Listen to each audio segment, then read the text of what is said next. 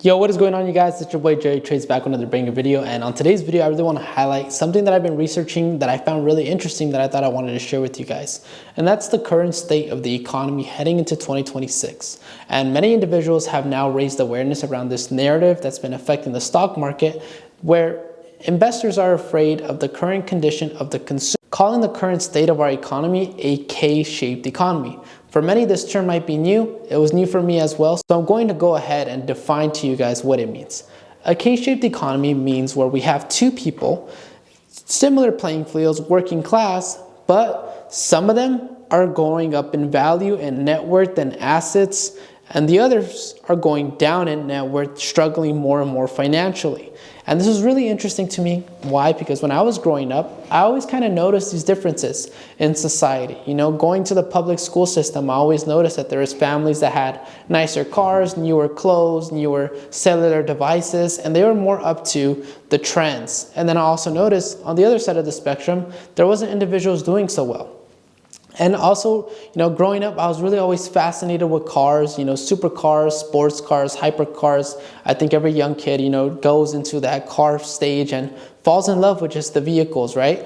And I always fell in love with these hypercars that, would be Bugattis, McLaren Sennas, you had Koenigsegg Regeras, you had the traditional supercars, Lamborghini Aventadors, Lamborghini Huracans, and my favorite, a McLaren MP4-12C.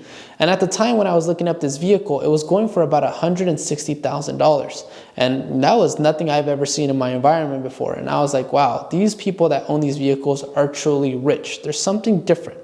And, this was just the cars, right? And me and my friends in high school, we'd always like to go drive to the nicer parts of town, and we look at these bigger houses that have an estimated value of maybe 1 million, 1.5, some homes even being $2 to $3 million just for a house.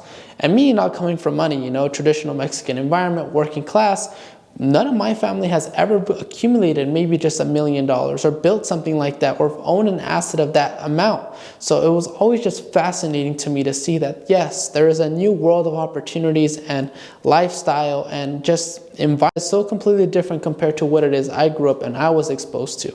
So I began kind of diving deep into now this difference that's going on in today's economy as this narrative of a K-shaped economy started picking up. And it was really interesting to me because it kind of reflected back to this quote that I read in a book called Rich Dad Poor Dad when I was just 17 years old. And it says, if you guys haven't read this book, I highly recommend it because it changed my life and it probably can change yours if you leave with the right message. But in the book, Robert Kiyosaki quotes, "The rich don't work for money, money works for them." And when I was just 17, I wondered to myself, how is it that the rich don't work for money and money works for them? Pretty interesting question, right? So I began understanding more in the book. He says, people must use their money to buy assets. Unfortunately, the poor don't use their money to buy assets. They use their money to buy liabilities. For those of you guys that don't know what a liability is, it's something that you have to pay for. If not, you have a consequence in maybe, your economic situation or just your ability to do basic essentials. For some people, that's a roof. Without a roof over the head, where were they going to sleep? Where are they going to shower? For some individuals, that's a car. Those cars sometimes depreciate as we own them and drive more mileage on them. Some individuals go and buy materialistic items like clothes or cell phones that, 2-3 years down the line have now depreciated in value, contrary to something like an asset. Where he highlights is something that you can buy that actually gains value. Instead of renting, maybe owning a property. Instead of, buying a car, maybe buying something like stocks or buying bonds or buying gold or buying silver. Just something that while you hold it gains value and typically isn't known to lose value, is an asset. So as I began gaining this knowledge and gaining more experience of this topic, I started noticing this pattern that the rich do buy assets and they profit on the capital gains of those assets to live a better life, provide for themselves more financially, and enjoy experiences, luxuries that unfortunately the poor don't. And I started noticing that pattern is true. A lot of individuals, even myself growing up, my friends always wanted to be that shiny guy, be the cool guy, and they went and took out these expensive loans to own something like a Mustang or a Corvette or a Challenger, Charger, little sports cars while they're young to now portray and live, be happy with what they have. But of course, financially, it wasn't the brightest decision. So I started noticing this pattern and it started working out to be true. And it was really interesting to me because now going into the holidays where this narrative really picked up and showed its defining factors. During this Black Friday, we went ahead and seen two stocks, Ralph Lauren and Ralph's, Kroger stock. Kroger is the owner of Ralph's and Food 4 Less for those of you guys that don't know. Okay. While Ralph Lauren stock gained over 37%, Kroger stock fell 13% and has been forced to close over 60 underperforming grocery stores across the nation. This is really interesting to me because how is it that a stock that is selling clothes and luxury items is going up, but a stock that sells groceries and basic essentials for individuals is going down and even forced to close stores? It blew my mind.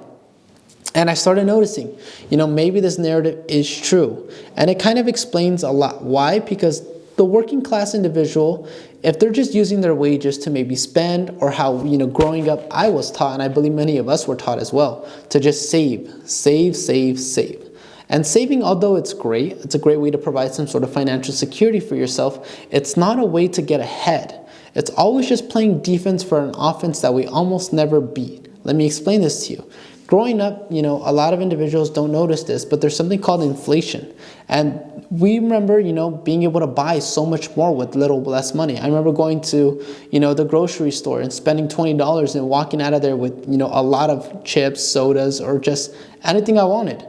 Now, when you go to a grocery store, $20 barely buys you, the basic essentials. And that's when I started noticing this pattern. As time goes by, money loses value, because things just get more and more expensive, and that's what we call inflation. And at the moment, current individual wages are not outperforming that inflation or that increase in cost of goods, therefore negatively affecting the consumer. But how is it that these people that are buying Ralph Lauren and other luxury items are still being able to spend and afford their basic essentials?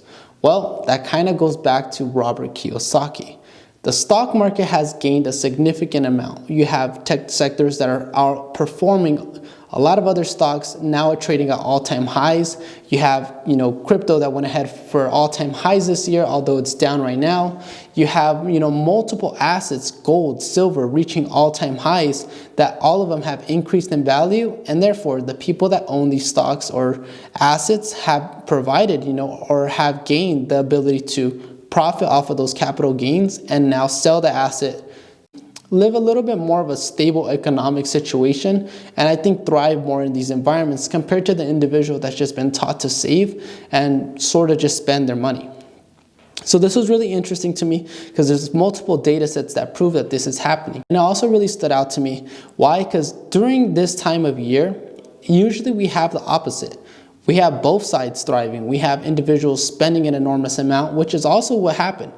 We've seen record online retail sales amounting to $11.8 billion, up 9.1% year over year, and overall sales climbing. So that shows that yes, we have consumer spending, but what stood out to me was that consumers were now pivoting more towards using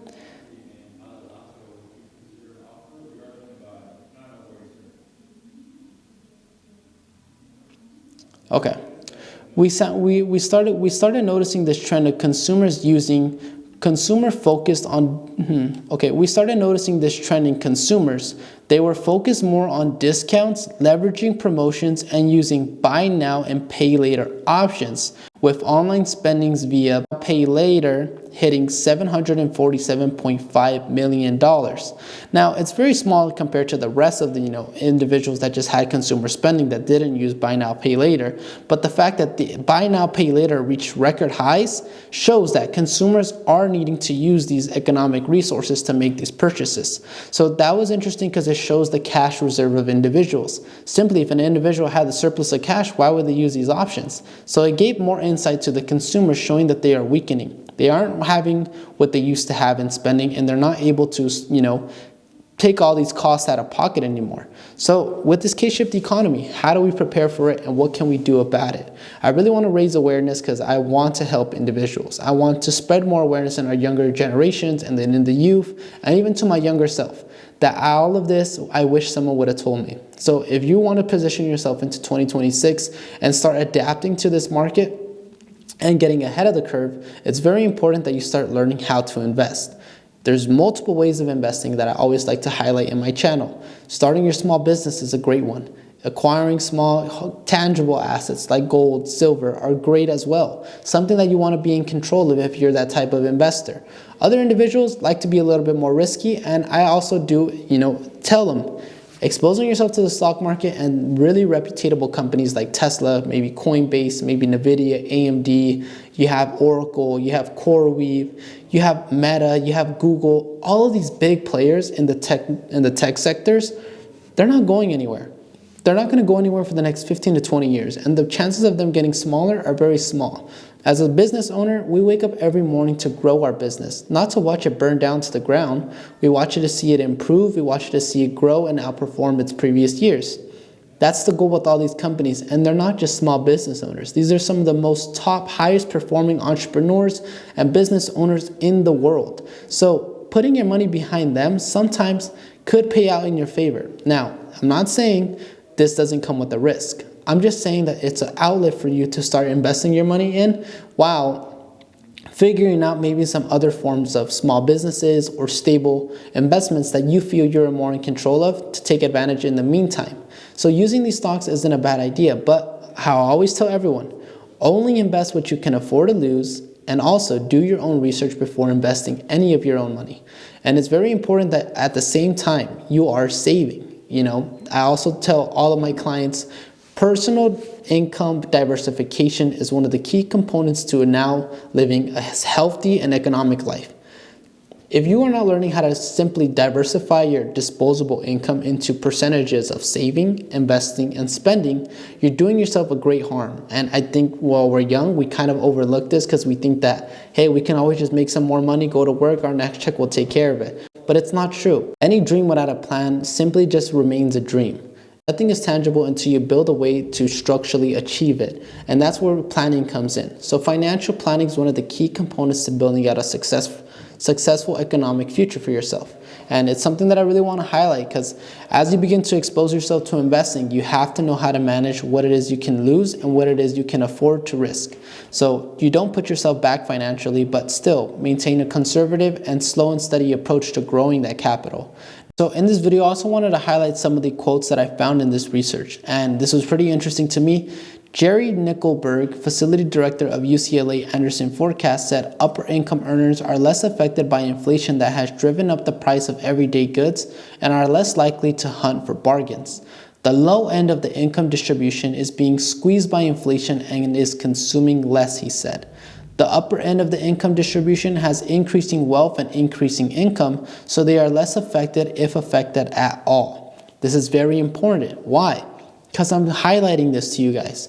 These individuals are not feeling the economic impact of inflation or these higher rising living costs because they have now put their money to work for them or are working now in more efficient ways to creating incomes. Similar to like creating your own small business where you can then be in control of the value of your time and maybe be more efficient than just trading hours for a dollar amount. And this is something that, I was raised and taught the same way. Go to work, find a good paying job that's going to have a good hourly wage, and just work out as many hours as you can, save as much as you can, and you'll be all right.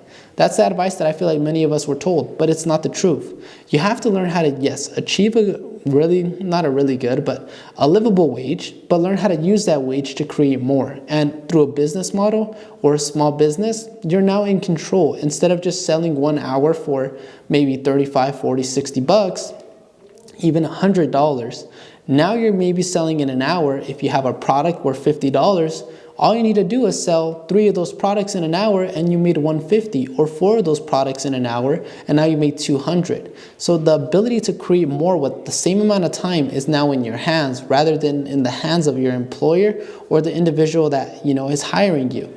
So take control of that, take control of that ability to create your own value. And it doesn't happen overnight, which is what I want to highlight. It could be a little bit stressful, a little bit confusing to navigate all on your own at first, but understand that it comes with time, and if you don't put in that time or don't put in a little bit of effort to make it achievable, it's never going to happen. So start little, and I also really want to highlight, assuming that a lot of my audience does want to improve their lives and is aware of these changes, you want to watch your environment, man. You want to be careful of who you hang around with. The people that you hang around with typically don't think differently, and they are similar thinking like you. But if this message hits you and you want to do really, provide for yourself and change your economic situation going into 2026, who you hang around with is very key.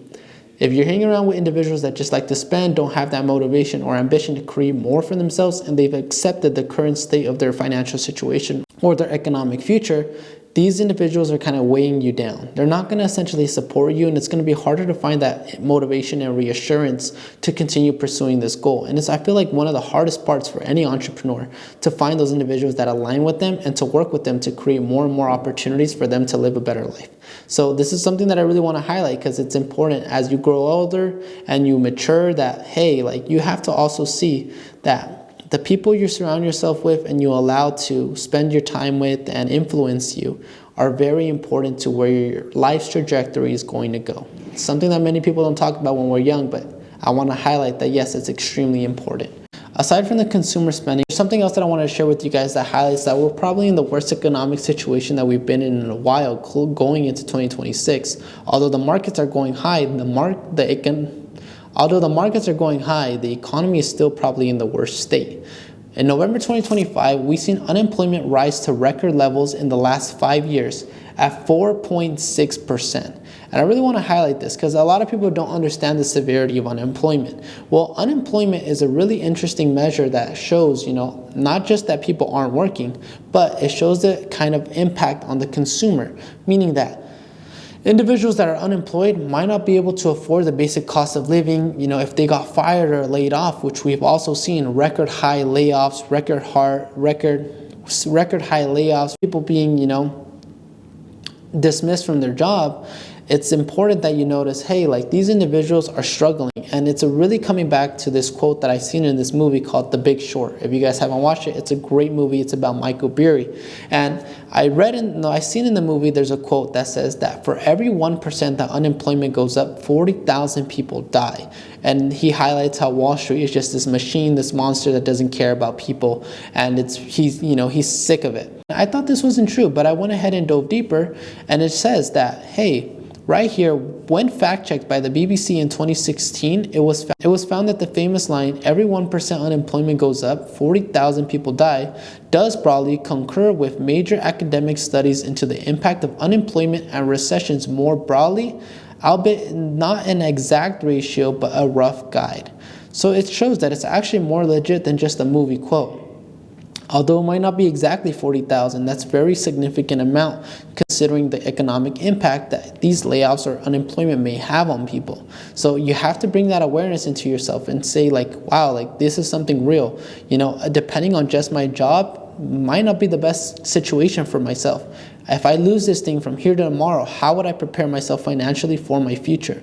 That's why I always like to coach people on building their businesses, on investing, on trading, because these are skill sets that once you learn, you can generate multiple hundreds, sometimes even thousands for yourself to better improve your financial situation and give it more stability other than just relying on an employer, which is something that I really, wish I would have been told sooner in my life, because now when I started my business, I've seen the result of coming into life and business with a purpose and how it can severely impact and change your life, and also maintaining reputation and helping others like your clients grow and succeed.